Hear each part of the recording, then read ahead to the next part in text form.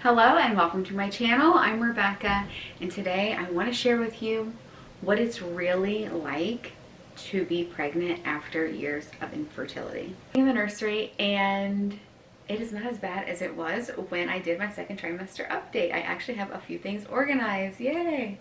But we still got some work to do. So I experienced secondary infertility for almost 7 years. And to be honest, I did not want to have my children super close together. I was not like into 2 under 2. I really didn't want to, I don't know, be that stressed, I guess. I guess there's really a good dynamic no matter what, you know, how close or how far apart your kids are. There's going to be like some challenges and some advantages. So I just was not into having 2 little ones running around at the same time. So we waited, a few years to start trying. And probably Taylor was like 3 is when we really started to try. And then we kind of like would go back and forth of like, do we really want to? I don't know. Let's not worry about it. We're not put too much pressure. If it happens, it happens, blah, blah, blah. Really did that for a couple years. And then at 5, we're like, okay, we are really going to try. Like, let's make this happen, And we still had the same mindset of like, if it, if it happens, it happens. Like, it's like we didn't have a timing, part of it. We're like, at this point, like, we did not want them to be like, 5 years apart. It was like 3 to 5 years apart, maybe. And so we're like, let's, again, not put too much pressure on ourselves, but let's like really try and make this happen.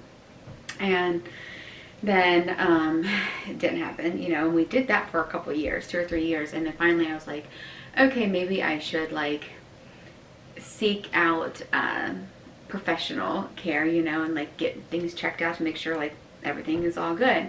And in one of my upcoming videos, I am actually going to be sharing the secret, my secret to how I actually did get pregnant. But I did get checked out and everything was fine. And so it was just like this weird thing, like, well, for us personally, like if it wasn't going to happen like naturally, then like we weren't going to like force it, if that makes sense. So we just continued on this path for a couple of years and finally did end up getting pregnant. And so now I am due July 17th. And my girls are going to be almost 11 years apart because my daughter's birthday is July 19th. There's actually some benefit to having a summer birthday or summer baby, especially having Taylor in school, because she won't be in school and we can really like harness this time together and like try to create like the solid family foundation. Like there's going to be a lot of ebbs and flows over the next year or two, creating routines and such when you have a little one, but I think it's going to be really nice that she'll be part of everything and be here with us. But back to the point of this video is what it's really like. I just wanted to give you like a precursor to know kind of like where my mindset was during the whole time that we were trying to conceive. And even though I was not always that worried about it, the truth of the matter is I think there was a lot of fear around it, a lot of how is this going to affect our family dynamic, how is this going to affect my work, because I own a wellness center, which I actually recently downsized and do not have an office currently. I will be looking for a new office in the fall. But when I had Taylor, we like just moved into our house, had Taylor, and started a new business and like signed a lease. All this within 4 months. It was like a crazy stressful time. But anyhow, when I really like sat down and thought about it, and I mentioned like kind of like there was a period where I was like in and out, like I'm not really sure, like we'll try, blah, blah. And the bottom line is that like I was just afraid. I was just afraid again of like how it would affect the family dynamic, how it would affect the work dynamic. But more importantly, what I was really afraid of was how it was going to affect me and my body again. Because in my first pregnancy, I gained a ton of weight and had a really hard time losing it. It took all about 7 years to like finally lose all of the weight and get myself back into like a good physical form, if that makes sense. And there were like the diagnoses that came along with it. I found I had hyperthyroidism after I gave birth, I did deal with a little bit of postpartum depression, not clinically relevant, but enough to like for me to notice, and for it to affect, you know, my livelihood. I also had a really tough time with my C-section recovery. I ended up, number one, having the C-section that I didn't want. Like, that was a huge thing. So I did not want to have a C-section and ended up having a C-section. And the recovery was longer because I ended up having a dehiscence where the wound came open a week after. I thought I was literally dying because fluid was like coming down on my body, but ended up, they just had to kind of like open it up a little bit, put some gauze in there, and then Chris had to do that for me like every day. So romantic. I'm sure it was like so sexy, you know? Like, so I didn't want any of that to happen, you know? I did not want any of that to happen. I felt like I was not in control of my body. I felt like my body had been taken over. And I also was like worried that, could I do this again? You like, I don't want to have another C-section. I want to have a vaginal birth, but like, can I even do that? Is that possible, you know? And so really it came down to, and I told my husband one day, I was like, you know what? I really want to have another child, but I don't want to be pregnant.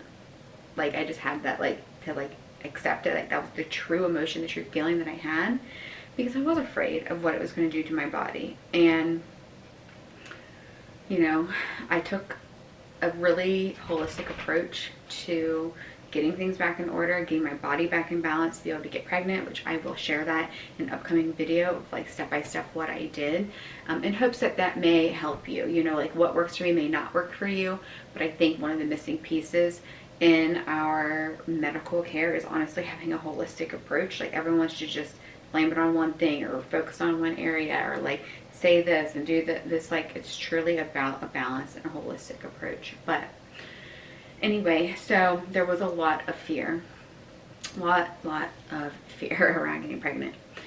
Now, I had to embrace that. I had to accept that. I had to address it. Got pregnant, so now I am pregnant. And so being pregnant after having 7 years of infertility and being super afraid of like how it would affect your body, it continues. It continues. Of course, like, my biggest fear is like losing the child, you know, and especially when you are 37 AMA and you have people, one midwife in particular, who is saying, you know, that because you're older, there's a chance of stillbirth and there's a chance of this and a chance of that, and like you need to have this test and that test and this ultrasound, that ultrasound, just continuously like feed on my fears.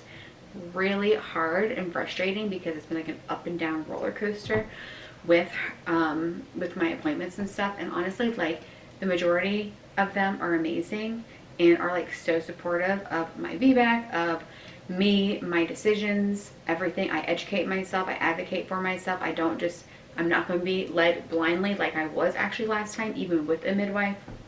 And so, so anyway, it's just like, it's still that fear of like, can I do this? Will my body, you know, number one, like, continue to create and house this child, you know, like now I'm 37 and a half weeks pregnant. And so it's like, there's still that fear there, you know, and probably not until like I have her in my arms am I going to be at ease with that. But I'm just curious if, like, number one, if you're able to get pregnant, how you feel being pregnant, because I have heard this, that a lot of people who have experienced either miscarriages or other sort of infertility problems, that once they actually become pregnant, like, they're still scared shitless because, I mean, like, what has the last 7 years shown? Like, you can't do this. Your body is inadequate. You know, it doesn't work. And so there's just, fear still exists, you know? And that's really the bottom line. So the whole point of me making this video is to share that your fears do not go away, but they do not have to control your everyday. So even though this one particular midwife is feeding on my fears that I already have, I'm still going to hold true to myself and make the decisions for myself and my family that I think are best. I'm not going to be blindly led. I'm not going to feed into the fear tactics. I'm going to do things to keep myself healthy and well and do the best that I can without stressing myself out about it, because ultimately that's the only thing I have control over is what I do. I don't have control over God's plans or other circumstances, right? So by focusing on what I have control over helps me to kind of minimize that fear by staying true to myself and also getting the support and being supported by people. So one thing I did do is I decided that this particular midwife, I don't care if she's on call when I go into labor, I'll take the attending doctor at the hospital. I'd rather have someone I don't know tell me the same thing she is than have her, because there won't be that emotional baggage behind it. And so, and I'm not having any of my future appointments with her. I've already moved them around to make sure that she's not going to be there. And even wrote on my birth plan that she's not allowed in the room, any of the rooms. She will not be my my midwife when it comes to labor and delivery or like postpartum checkups or anything like that. So, so anyway, I almost forget what I was saying, but it's okay to be afraid, but you still have to do it anyway, right? That's what being brave is. It's like being scared, but doing it anyway. And that's actually another thing that I had to tell Chris at one point. I'm like, I have to be okay having another C-section if I choose to get pregnant. Because there are emergencies that happen. Things can go wrong. There are medical reasons for a C-section. Now, my first C-section, it was not medically necessary. It was more of a failure to wait kind of issue, me being uneducated, me being blindly led, me being talked into stuff, and not being able to like really stand up for myself because, well, it's a kind of a stressful period, you know, when you're like in labor, right? But anyway, I just wanted to share that little bit with you that I'm still afraid. And like, that's the bottom line, is like, I'm still afraid, but I do believe everything is going to be okay, and no matter what happens, it's all going to be for the best. So I'd love to know like what you think and what your thoughts are, you know, being pregnant, or if you're still struggling with infertility. I would just love to know what you're going through and stuff. So leave me a comment below and subscribe if you want to see more content from me. And I hope you have an awesome day. And like I always say, go do something good for yourself, because you are number one.